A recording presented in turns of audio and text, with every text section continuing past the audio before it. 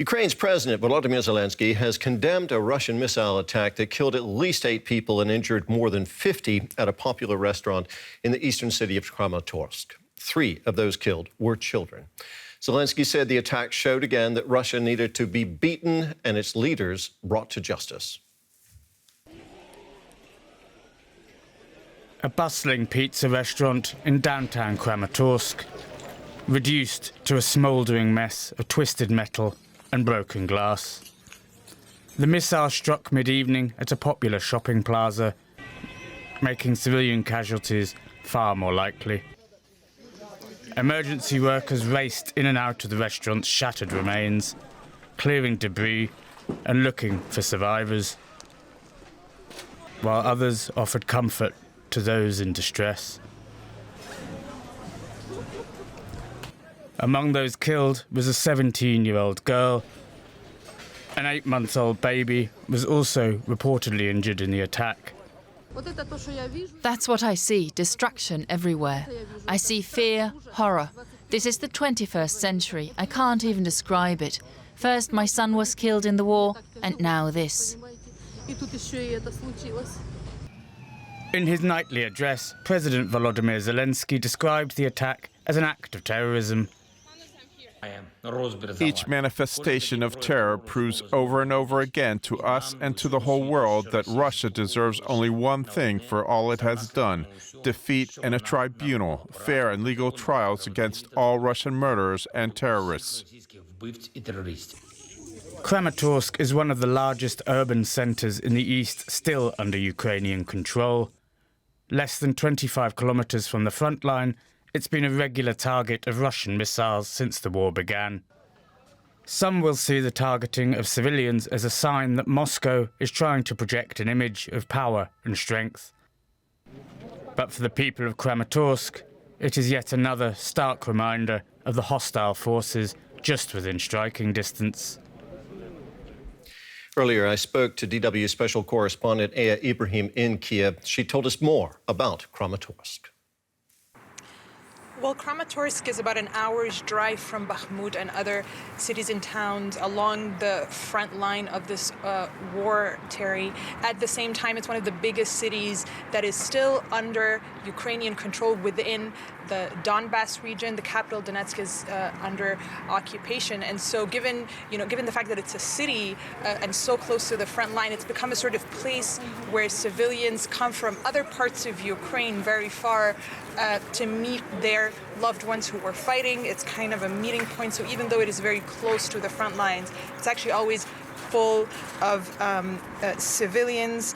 And I've been to Kramatorsk before. You certainly constantly hear the sound of shelling in this town, but such a strike is pretty unusual. And I think to note about this attack is that, it wasn't debris that hit a civilian building. It was really a missile that hit a civilian restaurant. And it was very close to an apartment building. And this really tells you that this is perhaps more targeted, that this flies in the face of Russian claims that they don't target civilians or don't hit civilians. And it's a pretty tragic situation there, even for a town that's pretty used to being at the heart of the conflict. Meanwhile, Ukraine is continuing with its counteroffensive, trying to push back Russian forces. How is that progressing? Right. So at the mutiny in Russia, the armed rebellion in Russia, there was an expectation here in Ukraine, or a hope, that it would present some kind of window of opportunity for Ukrainians to make gains as the counteroffensive is currently in its early stages. We've heard President Zelensky say that his forces have made gains on all fronts, but we don't really have the detail of what that means yet. We know that a couple of villages here and there have been retaken by Ukrainian forces.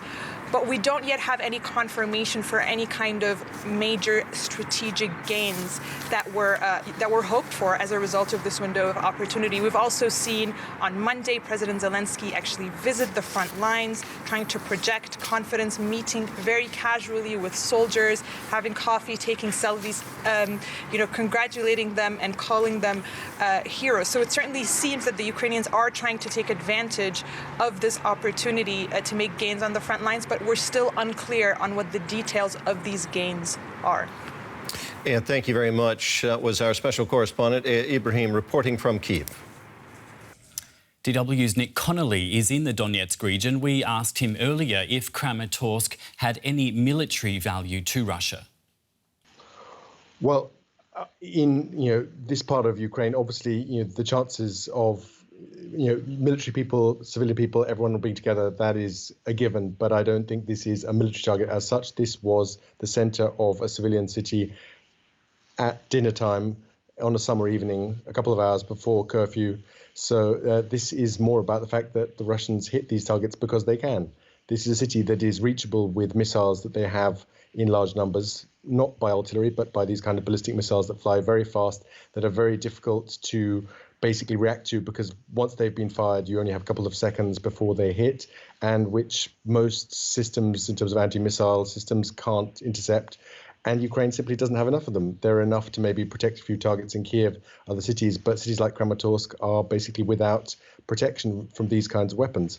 It's really striking. We were recently in areas that have been left without water, and there the people who are waiting for deliveries of water have to wait till the last minute before they get information about where they should go to get water, because any crowd of people, even pensioners queuing in the sun to get a kind of bottle of water, they are a potential target. They are seen by drones, and those drones then send shells or missiles towards any kind of grouping of people. We've seen that all through this conflict, humanitarian aid centers becoming targets. So this really is a very difficult situation for people here, and makes it understandable why most civilians keep a very, very low profile. And even, when the shooting seems to kind of die down, they stay home and they don't socialize, they don't go to these kind of places, because lots of people are very wary of these kind of locations.